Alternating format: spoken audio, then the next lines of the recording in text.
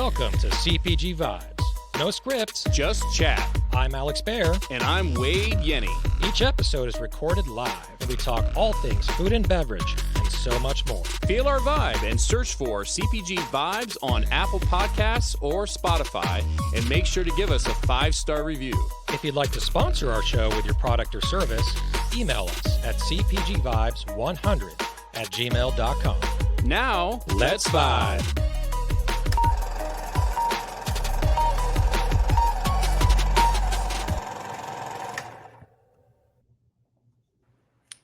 Welcome to CPG Vibes. I can't even say it, Gavin. I'm already messing up.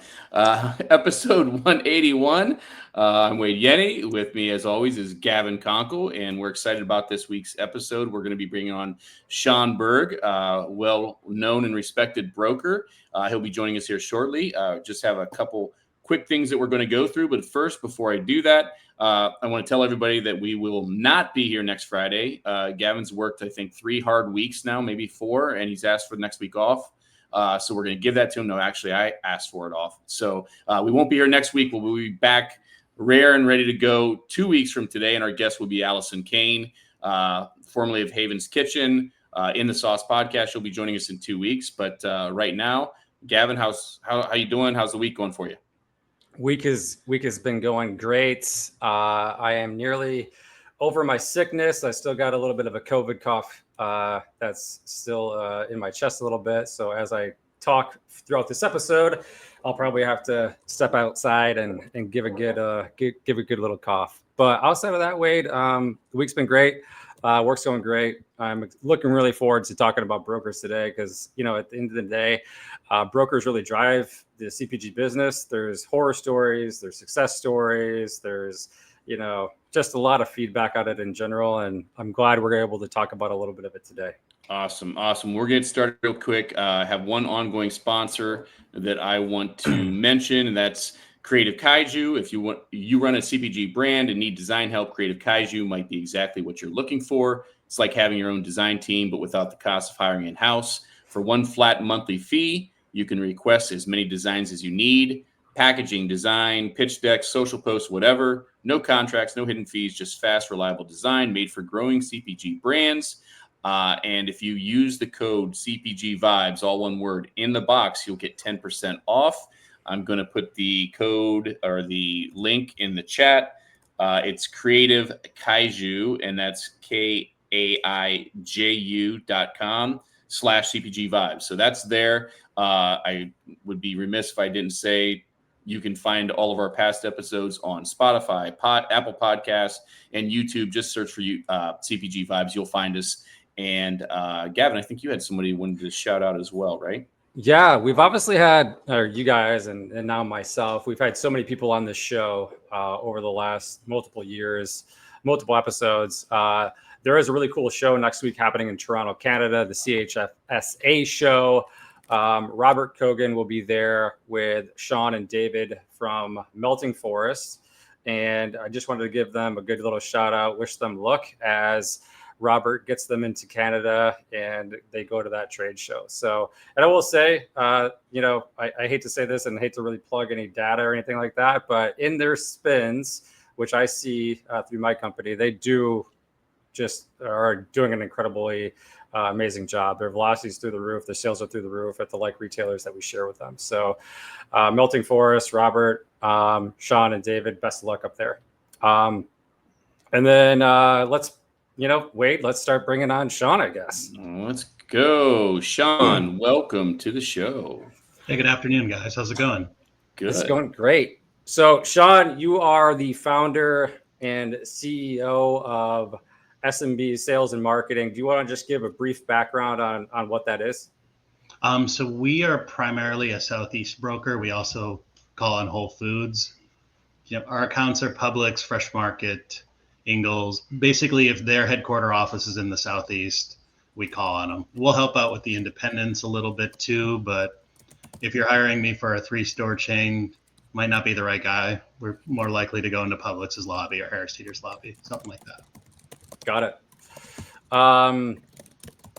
Wade, do you want to kick it off or do you want me to?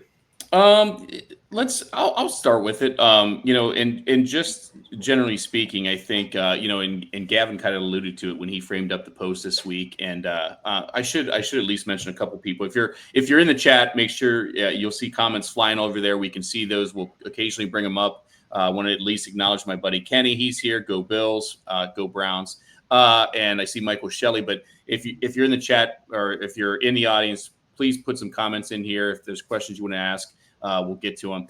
But no, I think Gavin alluded to it, Shawn, in his post with regards to, brokers getting a bad rap and, just starting from the top, like just generally speaking, 1,000-foot, 10,000-foot level, what makes a good broker? A good broker, first and foremost, we're kind of like educators or lawyers. We don't have to be salespeople per se. We are sales advocates, sales helpers. The best brokers know how to do a little math, know how to do a little writing, and know how to do some psychology. If you approach every buyer the same as every other buyer, you're not going to do that well. You have to understand people a little bit, and then you really need to understand your customer. I might not understand, Safeway Albertsons that much. Cool. That's not why you're hiring me. You're hiring me to understand Southeast accounts. You're hiring me to be your feet on the street if you don't have like 100 people in your organization doing sales. It is important for us to get you prepared for what you can expect. Also the pitfalls, if I think you have 1% in a million chance of getting in, I have to tell you, but I have to tell you how we maximize that. Just, how to best promote, how to get on shelf, how to stay on shelf, how to correctly disseminate what you're seeing, what's going on. If you pick up something in a lobby that such and such buyer decides he hates rutabagas, you have to let your rutabaga brand know that you might be in some trouble. Just kind of, we're the feet on the ground. The best brokers are your feet on the ground, not necessarily the feet in the street like a natural broker that go into natural stores would be, but just kind of like we're the planted flag in the market. Well said. So on that note, obviously you just kind of gave a really high level view of what brokers do. What ultimately let's just start this from square one. We signed you as a broker. What should be expected on the broker side and the brand's relationship? So we will start by reaching out and, we need to fill our folders with your information, getting to know, your products, your pricing. We should have onboarding calls with the brand. We're a pretty small team, and, truth be told, we should do a better job of that than we're doing. We're kind of, growing on the go. We're not necessarily going to give you every 2-week reports if there's no reviews coming up. We really want to dial in on when you have your opportunity. All of our accounts are category review for the most part. So there's a little bit of, this is what I see for you when I see it for you. But we'll bring up the holiday. We'll bring up if there's any sort of shipper opportunities. But the back and forth is really, it's really the flow of the business more so than just checking a box. Okay, I talked to Gavin this month. Cool. Like if I don't need to talk to Gavin this month, I might just say, hey, Gavin, this is what's going on. I have nothing for you. If you want to talk about something you might have going on, I mean, the phone's always there to be answered, but we want to focus on our customers when the focus time is right. Right. And then on that note too, I think one of the biggest misconceptions with brokers is you're going to get them business, right? You're going to get them doors. And just because I'm paying you a retainer or we're paying commission or whatever, right, you're going to get us doors. And in my past, like obviously most founders and CEOs, they expect that. Just talk about that and what that expectation actually is. So we'll never tell anybody we can get them doors unless we just happen to know we can. Like I know X buyer wants exactly what you have because he told me, and I don't often know in advance that a buyer likes a brand I'm about to pick up. But I'll tell you the entire truth as I know it. If I think I can get you doors, if I think I have a 95% chance, I'm probably going to tell you 80. I always want to be conservative. I get myself in trouble otherwise. it's our responsibility to give you the best chance to get the doors. We're not in the guarantee business. You know, there's a famous quote from Tommy Boy that I don't want to screw up about a butcher. But we're not in the guaranteeing business. We're in a guaranteeing effort business. We're in guarantee education business. We're going to tell you what we see, what we've seen, and we got to be careful. Like Publix always does it this way, but what if Publix changes? So we can't be ironclad in what we say. Like traditionally they've been doing this, but they have a new buyer, so there might be, you know, we got to be forward thinking in how we present the opportunities, but we can't just say, if you hire me, I'm going to get you 3 items into all Ingles stores. It's just not smart business, because the last thing you want to do is come out being a liar. Right. And like, I just know from my past, whether it's been a buyer or a brand, like there's so much investment that's going into the broker, right? You're basically paying them another head of sales salary right around there, or a director level salary for the year to put on business. And so, yeah, I don't mean to interrupt you, but in case we don't talk about retainers and stuff, that's where we're going next, but go ahead. Okay, go ahead. But yeah, as I was saying, like you're obviously just in brokers in general, like typically when a brand hires them, they are allocating a lot of dollar resources to that. And their expectation is obviously to get business. I would always suggest brands doing a speed round of dating with multiple brokers before they ultimately sign on with them, and make sure that the brand is comfortable with the broker and vice versa. The broker is comfortable with the brand. If Shawn doesn't love your product, Shawn might not go to bat for your product, right? But if Shawn loves it, then every single buyer is going to know he loves it and can't stop talking about it and things like that. Obviously, brokers should do that anyways. But there are those instances where you might just become another tool in the tool belt for the broker, and might just be taking some dollars at the end of the day and just half peddling it. So with that being said, like, do you do any due diligence with the brands? Are you pretty selective with the brands you partner with, or how do you go about securing your brands?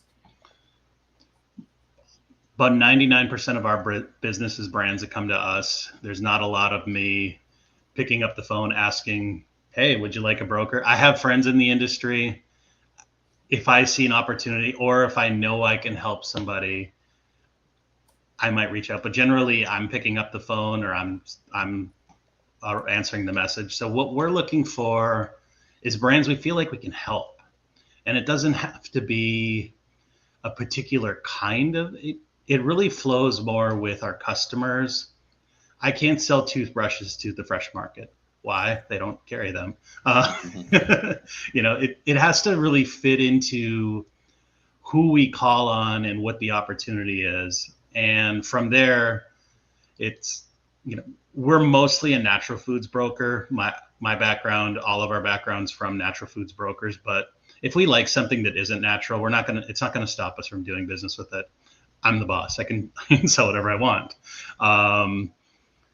But really the selection, I mean, liking a product is important, but I'm not going to not carry a mayonnaise just because I don't like it. I don't like mayonnaise. I don't either, Shawn. As long as somebody thinks that the mayonnaise is good, and that as long as the ingredients are good and stuff like that, we can still carry that mayonnaise that I'm never going to eat. Now, if I love mayonnaise, but I don't like the one I'm representing, I'm probably not going to represent it. It just, you know, I have to like it. But we really try to focus on people we really feel we can help. And sometimes that means we turn down things that might be great brands, might be great items and great things. But if I can't help you, somebody else might be able to. And sometimes I can even point them in the right direction. Or, I mean, I'll even give them advice. Most of the accounts in the Southeast are followers. You know, Fresh Market will do a little leading. Earth Fare is natural. But you know, Publix and Harris Teeter and Ingles and Lowe's, they're all kind of going to follow what Walmart and Kroger do to a certain extent. So I'll tell a brand, like, why can't I work with you? It's like, why don't you go to Kroger? Why don't you go to Walmart? We'll talk later. There's no reason to take anybody's money. And regarding that, I don't really do retainers anymore. But there's no really taking somebody's money, their time and stuff like that when when we don't think we can properly help them. Nice. And I know we want to dig into that retainer piece a little bit in commission. And you used the words, you said, I don't do that retainer anymore, you said, which leads me to believe that you have done it in the past or started doing it when you started your business. So I want to talk a little bit about that. I know Steven, who's listening here, asked about how you normally structure, and Shawn, don't divulge anything you don't want to, from a percentage. I'm an open book. Well, I know, but I just want to preface that. But as far as structuring your contract and maybe give some insight into why you do it the way you do it versus how you've done it, in the past. So I came from two bigger brokers. Both have had good business, good success. Both and others like them have had reputations of being retainer brokers. And from the jump, we started with small retainers. In fact, we were figuring out what we should charge on the fly. I didn't want to charge much, but I thought, well, I need something.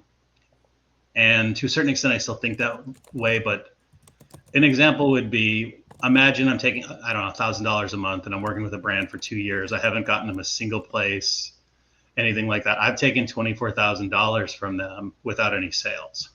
I don't love that. I don't love that I did that. I'm not saying I shouldn't. I mean, a VP of sales is very rarely going to work on full commission. I'm not saying that my time isn't worth something. So we've really kind of changed. For the most part, our contracts are like a one-time fee or a temporary retainer to commission. If we're just doing one customer or two customers, we'll be like, can you throw me $1,000 and we'll get started. It's enough to keep the lights on and, get everybody engaged. But really, I want to be making money off the product you're selling off the shelves. I want to be making commissions. I don't want to retainer people. And you know what? I don't mind that other people have that model. That model is cool for them. I'm never going to talk about anybody's fee structure being bad because it's not the way I do it. I don't want to take that money. I mean, maybe I'd be richer if I did, but if I take $1,000 from a brand and 7 months later, it's just not working out. What are they going to say? I paid you all that money. You paid me $1,000. Yeah, it's something, but we work really hard. I don't feel good about taking, 5 figures off of anybody that I don't get a placement for. So, we've really focused on just being a commission only broker. We have retainers, but all the retainers we have would have a commission. It's just the retainer might be a little bit higher. Got it. Shawn, if there's any brands in the audience right now hearing that, they probably wish their brokers thought the same. I'm going to move on to this question from Brianna. She said, brands talk about doors all day long. What's the most overlooked way to actually drive velocity once they land on shelf? The least overlooked way is promotions, and that it's not answering the question just right, but promotions has to be first. Secondarily, the more overlooked ways, how are you driving people to the store? I got you in, I helped you get into X retailer. We're running 16 weeks TPR and BOGOs, but until the consumers in the market know that it's there, how are you getting somebody to say, I'm going to go look for this at Harris Teeter? I wonder, like right now, I wonder if it's there unless you've done some activation in the market. Maybe your social, digital. I mean, we don't work with brands that get on TV a lot. When I get a brand that's on TV, I'm like, oh, look, like what we made it. When Poppy was on the Super Bowl, I've never represented Poppy, but Poppy comes from our world.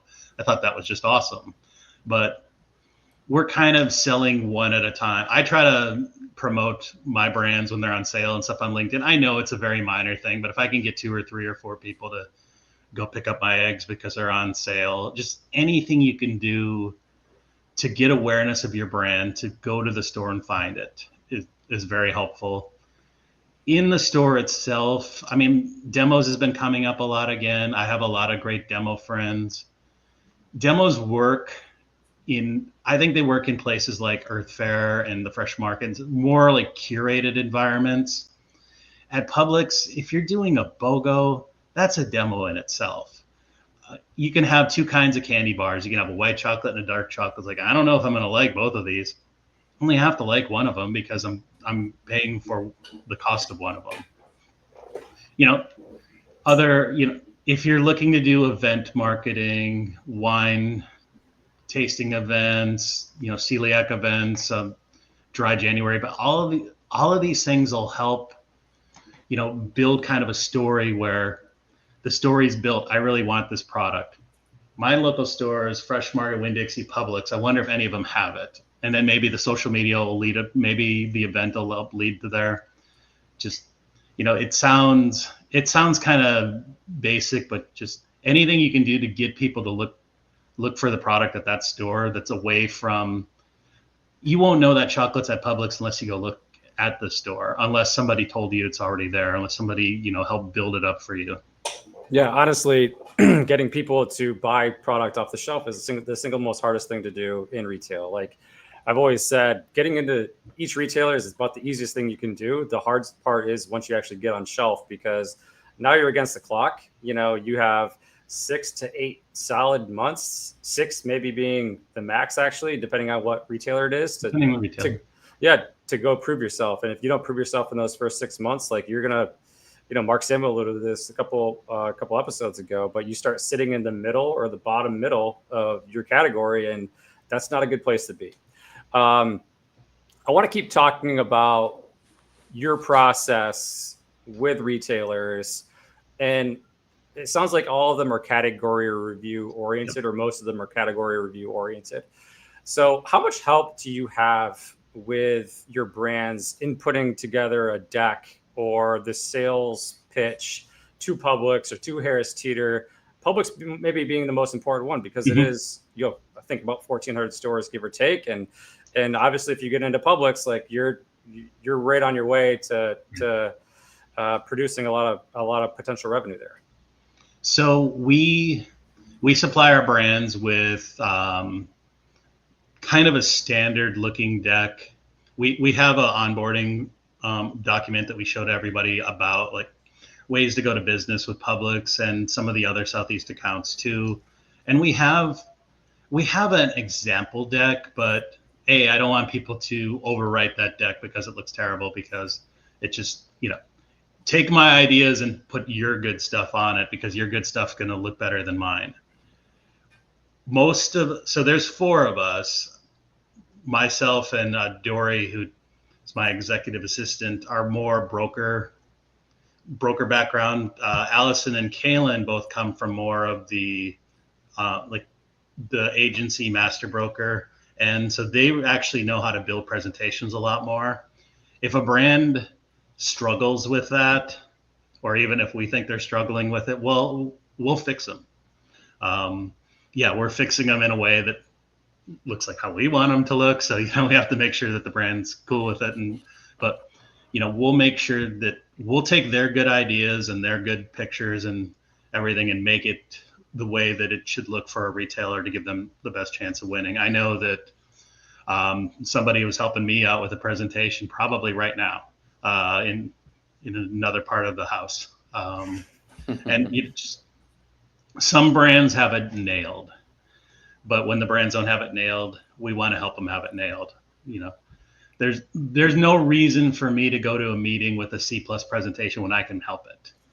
100%. And as a former buyer, and I think Wade will agree to this too, like you want brands to be as dialed for your style of buying and your desk as possible. So if Shawn, like if you've been calling on me for 5 years, you know exactly what I want, and you should be obviously communicating that to the brand and be like, hey, this is exactly what Gavin wants.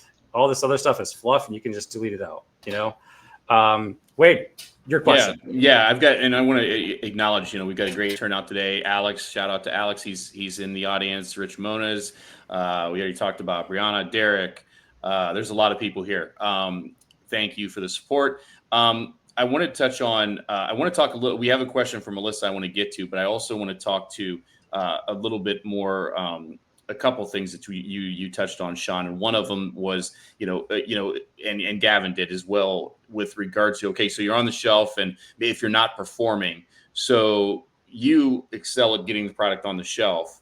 What is your role after you're on the shelf and before the next review with the brands that you work with? What are you doing to help with that? So we're helping with like annual promo planning, which isn't an uncommon practice for brokers. It shouldn't be uncommon. And the promo planning isn't all about, unfortunately, it isn't all about what the brand wants to do. It's what we think they should do. Obviously, as I said before, we're your lawyers. If you say if you're going on the witness stand and you're going to testify, even though I told you not to, we're going to try to make sure that you can win. If all you have is 8 weeks of 10% off TPR and nothing else, well, that's what we're going to submit for you. But we're going to try like hell to best use your funds to maximize your sales. And I think I've seen that some people don't think brokers understand how to do that with spend rates and stuff like that. And maybe that's true. If you tell me what your spend rate is, I'll tell you what it'll get you. Obviously, it's not perfect. If I might spend 17.8% when you gave me 17. I mean, there's a little bit of fluctuation with movement, but it's our responsibility to promote you the best way that you can win at the customer. We also check, we're not big enough to buy spins data yet. Some of our brands are big enough. I also have 13 years worth of spins in my brain and, old report. Like, I don't need to know how cookies are doing today at X retailer. I know you need to sell about 2. If you sell about 2 at $6, you're going to succeed just like you would have succeeded 7 years ago, that sort of thing. But, we look at all the KE and Unify reports. We look at other sorts of distribution reports. If you're direct, there's a couple direct portals out there, Publix and Harris Teeter in particular, that give really good information either for your brand, for your category, or both. And I'll see when you're not doing well. Like, hey, remember you didn't want to do that promo? That's your effing problem. Maybe we should put it in now. And if it doesn't go well and we lose something, well, we there to try to fix it. We know how to fix it. Occasionally things will do well no matter what we do to them. We can't screw it up. Occasionally things will do poor no matter what we can do with it. We can't help. And it's really working with 80% of the middle to make sure they succeed. Right. So Gavin, I'm going to try and queue up. So we've got a bunch of questions here. So I'm going to hit Melissa and then I'll toss the next one to you. So we're touching on these because there's a ton here. Melissa, Shawn says, being a former broker owner, he is a current broker owner, actually, just a correction. Do you agree brokers act as an extension of the brand, taking initiative to be their sales team, give the best perspective on what's best for the customer, for the client based on demographics of customers? So I think essentially she's asking about, do you act as an extension of the brand and your mindset behind that as far as that goes? And I'll cue you up, Gavin. Yes. If you follow me on LinkedIn, this is not a prerequisite to know how I do a job. If I get a placement, you're going to see me taking a stupid selfie in front of it with the product in my hand, or sometimes Allison will take a much more professional looking picture. I refer to the brands as we. We're really doing great with Kroger. I think you should take a look at us. It's a we, not us versus them business, because I don't make as much money as I would if I sell it. We win when brands win, but it's really cool to sell things. I've been a broker more than 13 years. I still love it. There's brands that are blowing up that I don't even have anymore. Even brands that I might be mad at for how it went. There's a brand that just got a bunch of new placement that I no longer represent. And I'm like, hey, look at that. Like we started that. I got Spindrift in the Publix like 8 years ago. And now that thing is considered one of the big brands at Publix. Like, oh, that's awesome. We got in 4 SKUs, and that first year we really had to learn. And I freaking love this stuff, man. So yeah, I think that's very similar to like when Wade and I were buyers, right? Yep. Like when you were able to hit on the first, I remember when I brought in Olipop, and like I would always share that when I was at Earth Fair. I brought in Olipop before Sprouts did. I brought it in before Whole Foods Southeast did. I was the first to market it in the Southeast with Earth Fair. And it's just like, look at what that's become, And obviously I was very cautious of it because it's like a $2.49 or $2.99 at the time better for you soda. It's just like, who's even going to buy this, right? But then it blows up. So that's really cool. And I can just hear your passion when you're talking about those stories that you're able to hit on early. And, it's just cool in general. Yeah. And I think it's you play, whether it's a large part or a small part of their journey. Right. And, Gavin's, now on the sales side, but previously as a buyer, myself as a buyer, now on the sales side, it's, just to be able to say, whether you're still working with them or you remember when, it's just really cool. And I think, Gavin, this was the one I was going to queue up for you from Adam with Kokata, who is kind of in between, is kind of sort of over that way, a new father as well. Adam, good to see you. I'll let you take that one. Yeah. So from a buyer's perspective, how important is the marketing spend budget and the promotional plan to support the launch and ongoing support? As far as my experience, and I used to be a buyer too, and I switched because the brokers always had more fun. We got to go to 2 casinos a year when I was a buyer, and that was kind of boring to me. There's some buyers that want to know what you're going to spend in the marketplace. Honestly, most of the time when I see that, it's a line item on a piece of paperwork. Like, what's your market spend? What's your public spend? It very rarely comes up in meetings. I always tell brands to include it if they know, because it's never going to be a bad thing to say, especially like the whole notion we were talking about earlier on how to get people in the store. Like, Mr. and Mrs. Buyer, we're spending $1 million in your market to market this product. Like, that's something that you want to tell them if it's there. If it's not there, I don't necessarily think that's a hindrance or anything, but it's one of those shout it from the rooftops things if you have it. Just because it looks like it's such a thing. Is it necessary? I don't think it's necessary. If you're showing good promotion, good activity to lead publics to the store or lead people to public stores or other stores, I don't think it matters by giving a marketing spend, but it's nice to know that's there. Shawn, and I just want to appreciate the community. There's obviously a lot of engagement, a lot of questions out here. We're going to have to go. There's a ton of questions. Yeah. So what do you think the model of monthly retainer versus a paid commission is, when the business is secured? How do you feel about that? I was speaking with one of my larger brands about it recently. The commission figuring is very complicated for this particular brand based on some of the things we do.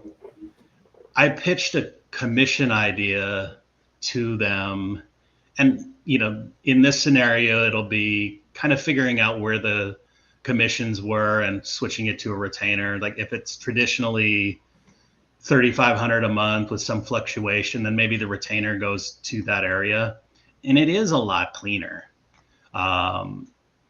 Then as long as there's the opportunity to adjust it both ways. If placement is lost, that should be adjusted down, just like it should be adjusted up if placement is gained. But in that scenario, I don't consider retainers. I mean, that's a different style of retainer, and if it makes sense for the brand and it makes sense for us, I'm all for it. So I don't mind leaving money on the table.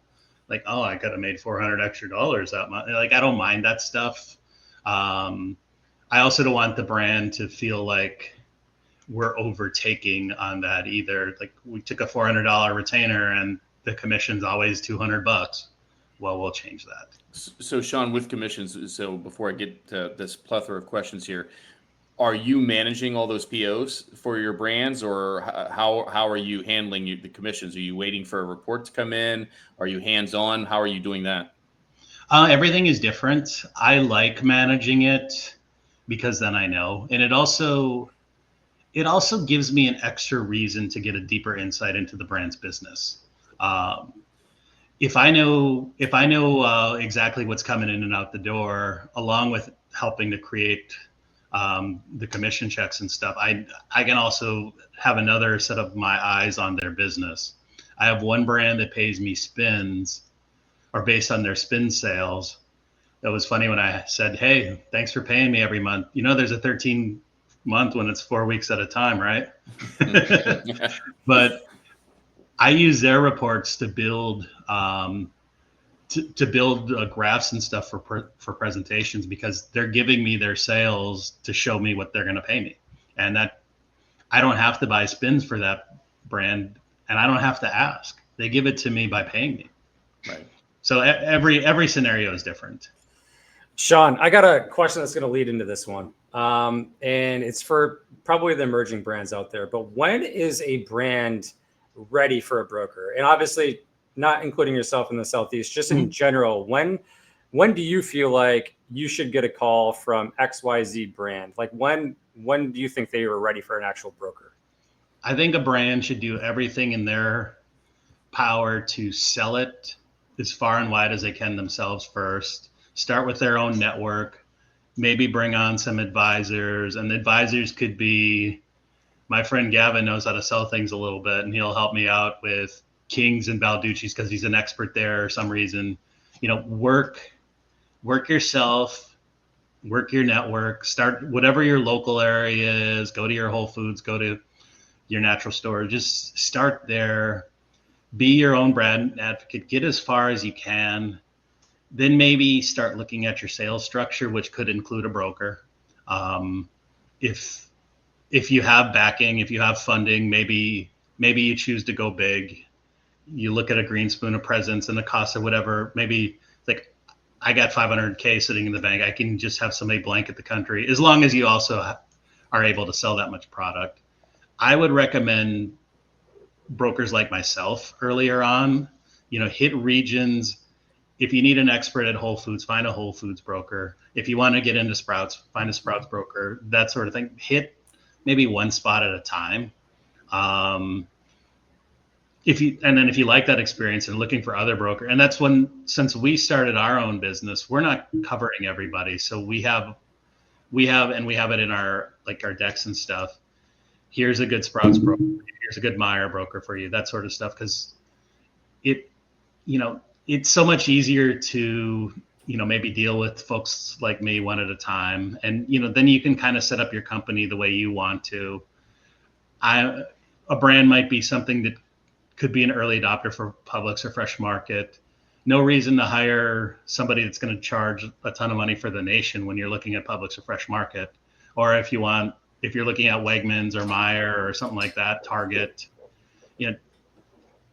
hit it one at a time. Like maybe you're a brand in Minnesota and you've hit Coburn's and hit all the stops. Hire a Target broker to get into Target.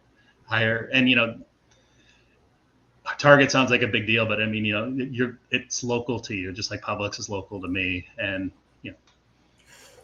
I hear you. So sounds like just take your time, right? Just be very thoughtful when it comes to scaling into a broker. And I think that's a smart thing to do. Like if you've got a track record of some type of success, like don't go all in until you can go all in, because at the end of the day, most of the larger brokers, it's going to be a year-long contract.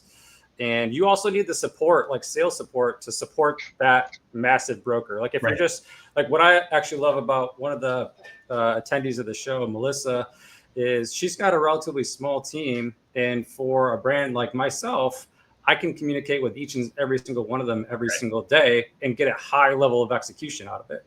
If I hired a national broker, that's a big team, I now have to manage 20 different personalities as my one sales guy. Now, if you have 3 regionals to separate all that stuff, it makes sense. I want to follow up on this question with Aaron. At what stage or age do you think a brand is ready for Publix? Is there a market penetration or dollar revenue they should have in mind before approaching them? Unfortunately, I'm going to give kind of a evasive answer on this one because it's very much buyer to buyer, category to category. In general, I would say you need to be big enough to be at Kroger or at Walmart or at Sprouts or at Harris. The folks that they look at the most as kind of their competition. Doesn't mean you need to be in those folks, but having your own, having your supply chain down, being able to supply 1,400 stores, that sort of thing. But if you're in the oil category, or right now, if you're in a candy category, they're going to do some innovating there, and you can be a lot earlier than you could have been for both of those categories before.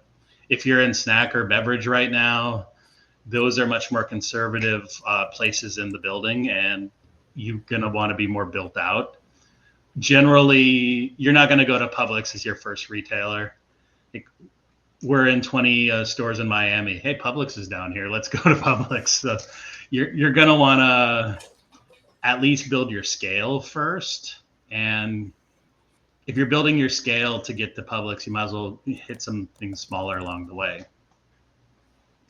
Nice. So I'm sure there are things that get into Publix as one of their first customers, but that's not a route I would recommend. Nice. All right. So we got a question teed up for you from our buddy Jeff with Brand Arctica. And my name wrong. I know he already acknowledged it. I want to give him credit. Yeah. He already acknowledged that he did. But if you don't tune in to Peter and Jeff's podcast or a live show that they do, I believe it's on Thursdays, where the Dogs of Society's How, I would suggest you do that. They cover a lot of branding and things. So a little plug for those guys because they're good friends. But his question is, do you discuss margin with brands to understand and recommend opportunities for better shelf placement? I would kind of twist that a little bit as well, as just, so a brand hires you and maybe they do or don't have an idea of let's focus on Publix, their margin requirements. Are you coaching with that? Are you steering with that? And better question, I think, is do you yourself have a pretty good working knowledge across the different categories within Publix of what they're looking for? Yep. So we absolutely coach for that. It comes up if a brand's coming to them in like a newer form, and it doesn't mean that they're new, but say they're not going to go through KeHE, which is Publix's primary natural distributor. That means they're kind of coming up with the pricing on their own. There's all sorts of government rules about like how many price lists and stuff you can have, but I'm not the government. So they're going to somewhat set their pricing for Publix, and we'll do a lot of work into how that gets modeled based on what Publix wants to make.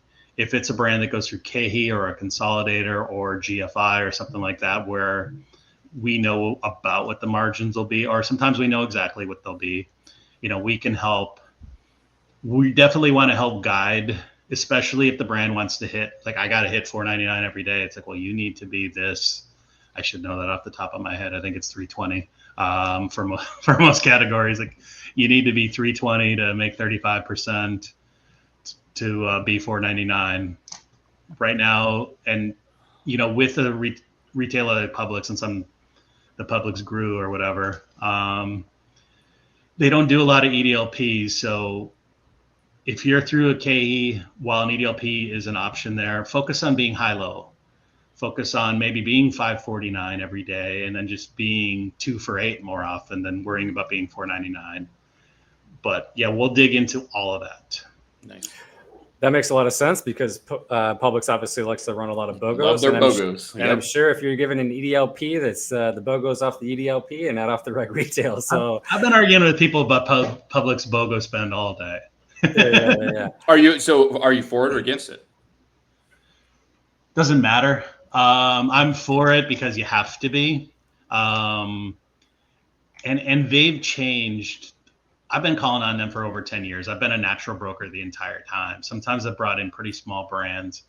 We might come to them like, hey, I've got 4 BOGOs. Like, yeah, that's good for you, broker. I'm not going to run your 4 BOGOs.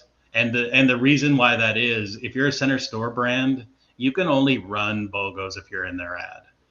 And they only have about, generally for any particular buyer, it's 6 to 8 spots. And this is the broker life part that I actually like. You know how I know about how many items are in an ad? I took 12 of them and counted. It's been a while. I should probably take about 12 more of them and count. But it gets a sense, like Winn-Dixie also runs a lot of BOGOs. They have more spots in their ad and they can do things differently. But in budgeting purposes, it's all about like the buyer's history with BOGOs. Some are going to want 8 BOGOs from you. You just know, but some you can get away with 2. And if you offer them 4, you're never going to get them anyway. And I try to get brands to look at multiple, like we'll do 4 BOGOs and or extra savings ads. And the extra savings ads like a secondary ad placement, which really covers you you expected movement based on 4 BOGOs in your promo plan and you didn't get them. If you needed $2 million and you're on your way to 1.5 million, these extra savings ads can help bump you up. And while a BOGO you have to get selected for, all you need for those extra savings ads is a willingness and the amount of stores. Wait, I can tell you as a Publix consumer, I personally love the BOGOs. You know, I like to get there, but Lowe's is so convenient for me. It's just easy. And Lowe's has very nice stores. Lowe's reminds me of Bueller's and Rouse's, and I worked at both those places, so it's near and dear to my heart. If I lived by one, it'd certainly be one of my favorite stores to shop at. I love going in those stores. Bree has another question here. What's a red flag you can spot in under 5 minutes that a brand is not going to make it? So I think that's probably in reference to either at the retailer level or possibly during the interview process that you have to get them signed up as a potential partner. I spoke to a brand at Newtopia. They work with somebody else. It's actually nobody I knew, which is fine. Like, I always make fun. It's like, I don't know that broker, but not every broker knows me. I'm just the singular, 4-person company broker too. Like, they might not know who I am. So there's no me not knowing who that broker is doesn't matter. But the buyer the brand had no idea how many stores they were in. They had no idea why they weren't getting more orders. From that brand's perspective, they had no insight into what Publix was doing. Now that insight's available to them, but they weren't using the right keys. As far as knowing it from a brand perspective, when you're working with them, if you're in a category where you need to sell 2 units per store per week and you're way under 1, and you're trying everything in the book, you're trying BOGOs, you're either getting accepted or they're not accepting you because, that with Publix in particular, if Publix decides to bring you in, they're going to be loyal to you because they made a decision to bring you in. They don't charge slotting. If you're a little bit under where you need to be, they're going to be fine. They're going to work with you. You'll probably lose some stores, that sort of thing, and they'll help you. That buyer leaves the desk, you're screwed. The buyer that replaced them doesn't have that relationship with you. He didn't decide to make the decision to bring you in. In the interview process, generally, if you're talking to a brand and they want to hire you and then they tell you all the things they know about your customer and it contradicts, well, the buyer last year told me this, and this, and it's like, yeah, I don't think so. Like, unfortunately, I think I'm pretty smart at what I do, and if you want to hire me, I want you to think I'm smart too. If you don't, we're both going to know pretty quick. Nice. No, I might not be smart. Don't hire me. So I'm sorry, Gavin, you had one here. I missed it. I was looking at another screen. Just let's. It's funny because we're in sync, because I actually was I had firing a client queued up, and you've got this. So I want these to tie in. Perfect. Go with it. One of the best practices for ending a broker brand relationship initiated by either party. I was working with a brand. It was about 18 months ago now. We didn't have a direct competitor, which, we kind of try to steer away from, of course. But I mean, in the nutrition bar category, you can have 2 or 3 nutrition bars. There's 75 of them. But, generally we try to not have same competitors. But we were working with a couple of different brands in a space. They were completely different, but we were having a hard time kind of figuring out what to do with the brand. Their best customer for what they were in our region was Fresh Market. They did not use us there. That's fine. So really, it's like where we have our best chance to shine with them was kind of and they let us go. And we have a 2-month out in our contracts. Everything's negotiable, but if they don't try to make it less, it's 2 months. They let us down. They paid us the 2-month out, and they still asked for our opinion on something. It was like the nicest firing. I wanted to start working with them again, but because of how nice they fired me, it was just great. As far as our end, sometimes things don't work out, and usually it's either just an exhaustive relationship. It's, we've tried this 3 or 4 times with these retailers. We're not getting anywhere. It's like, I think you should try something else. But we're not doing out of any sort of malice. When I let a brand go, it's like when they let me go, I want 60 days. When I let them go, I want 60 days. In a good relationship, I'll help them I'll help them even longer, because usually I've had to fire brands before that I liked. It's like, it just didn't make sense for our business anymore. We weren't helping. Sometimes it's just time for a change. Like, I've been fired lots of times. You do the same review for 4 years, you don't get anywhere, you almost should fire me. Like, it doesn't mean you'll do better, but different voices, different tries. Honor the relationship, do the best you can going forward. If it's a 60-day out, work at the 60 days. Even if it's a divisive thing, you got to be the bigger people. We all have reputations in the industry. The last thing I want somebody to say about me is he was such a dink when he let us go, or, we fired him and he wouldn't take our calls anymore. Like, there's feelings and there's personality in it, and sometimes it might rear its ugly head, but really try not to. Yeah. Well, and I think with that, Shawn, it's something I preach about religiously, whether you're on one side of the desk, the other side of the desk, or somewhere in between. You're going to cross paths with these people again. And it might be a different brand. It might be a different retailer. It might be a different broker, but this world is so small. You don't want to burn bridges you might need to walk across again. And so kudos to you. I think, as we're getting close to wrapping up, and I know, Gavin, you have a little bit more you wanted to touch on, but if nothing else, I think people have learned today, Shawn, the kind of person that you are.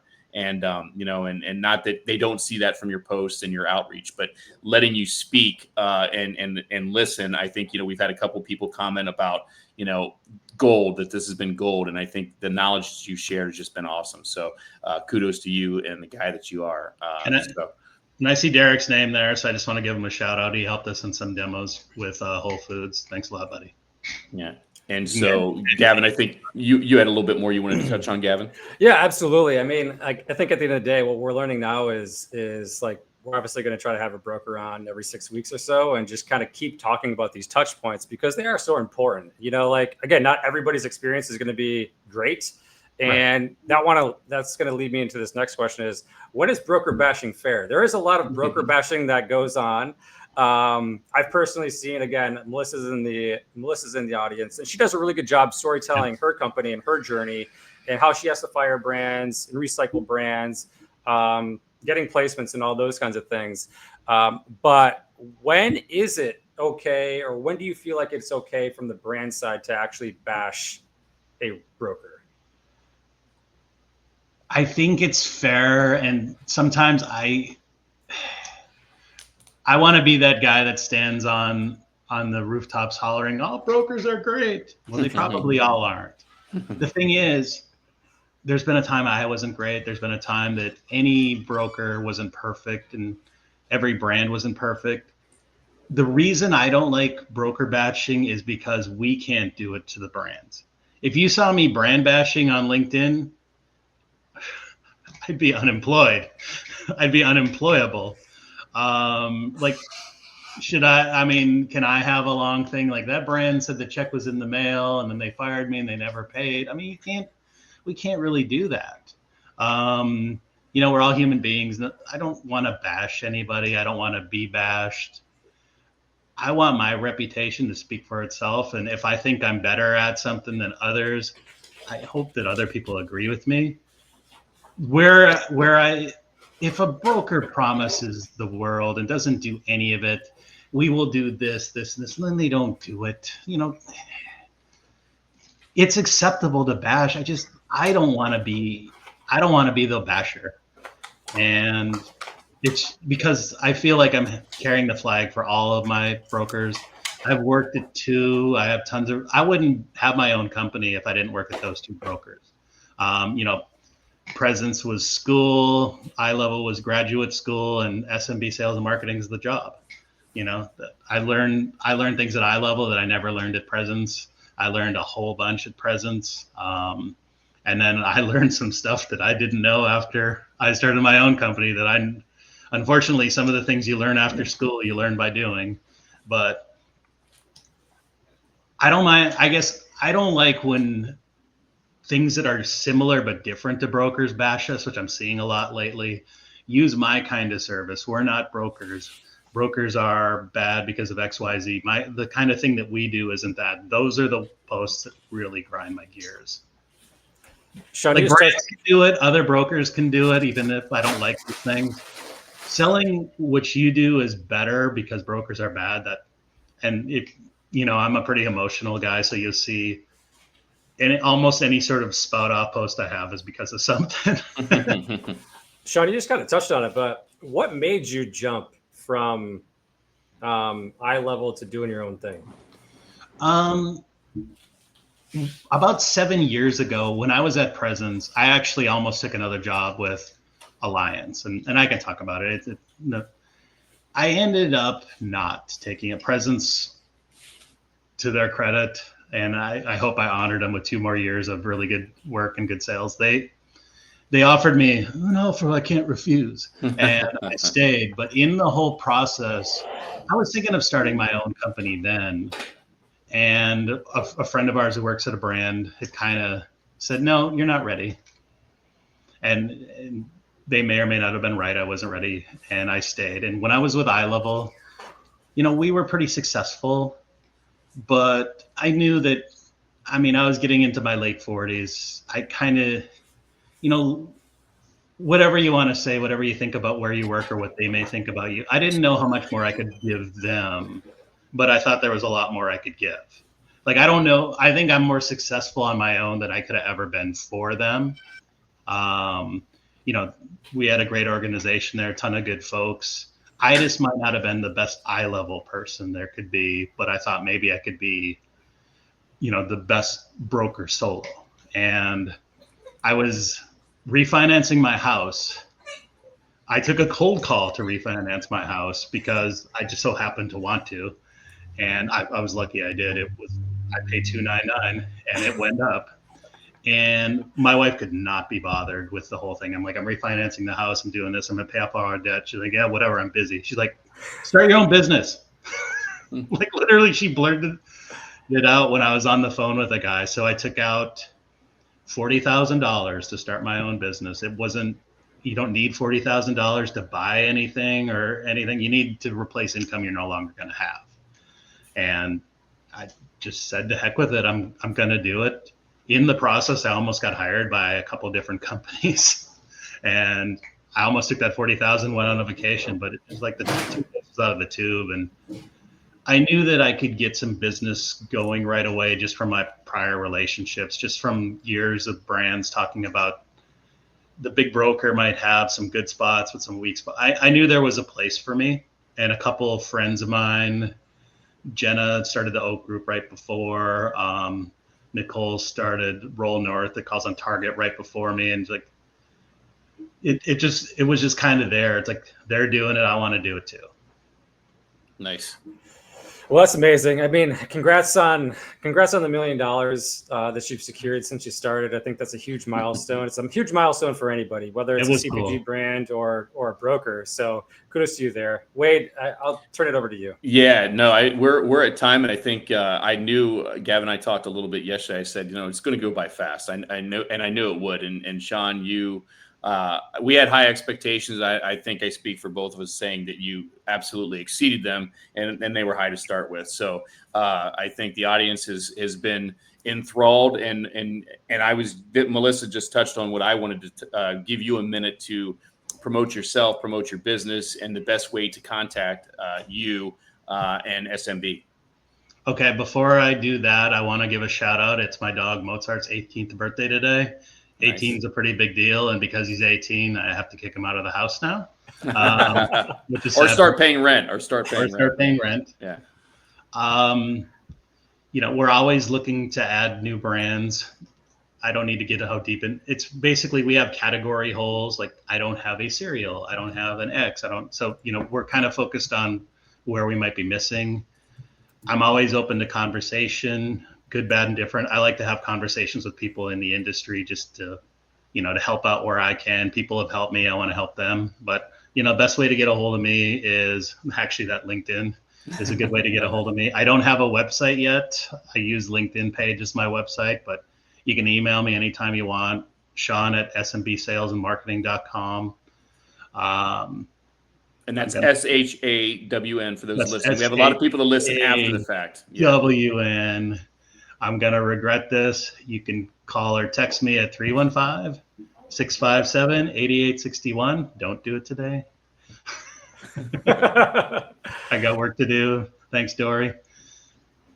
Awesome. Well, that's again, Shawn, thank you. I know, like I said, you captured the audience. And again, let's do the email one more time without any interruption, so those listening after the fact can hear it, because I think you're going to get some people reaching out. Okay, it's SHAWN at SMB Shawn Michael Berg salesandmarketing.com. Nice. And when in doubt, ask Gavin, ask myself, reach out to us, and we'll get you to Shawn. So, Shawn, thank you for everything. We appreciate you. Again, I put it in the chat, but again, if you're listening after the fact, if you haven't already, take 2 minutes and it would take 2 to do all of this, but go to Apple Podcasts, go to Spotify, and go to YouTube, search for CPG Vibes, follow us, like us, give us 5 stars, give a rating, leave a comment, thumbs up, anything, whatever it is. All of them are different. It helps the show grow. It helps us reach more people. We are not going to be here next Friday. We knew that Shawn was going to set the bar so high that we would need to take a week off. In reality, I have some plans and travel, and I'm not going to make Gavin do the show by himself. So we'll be back in 2 weeks, and in 2 weeks, we'll be joined by Allison Kane, formerly of Haven's Kitchen, in the Sauce podcast. And I can't wait to dig into her story, what she's been doing since she Haven's Kitchen went away, and what she's working on now. So we'll be talking to Allison Kane, and I'm sure there's going to be a lot of nuggets to join there. So, Gavin, anything on your end before we go? No, I just want to thank the audience, thanks to the chat for being so interactive. Wade and I had about 15 questions teed up, and we only got to about 5 of them. So we really appreciate the engagement.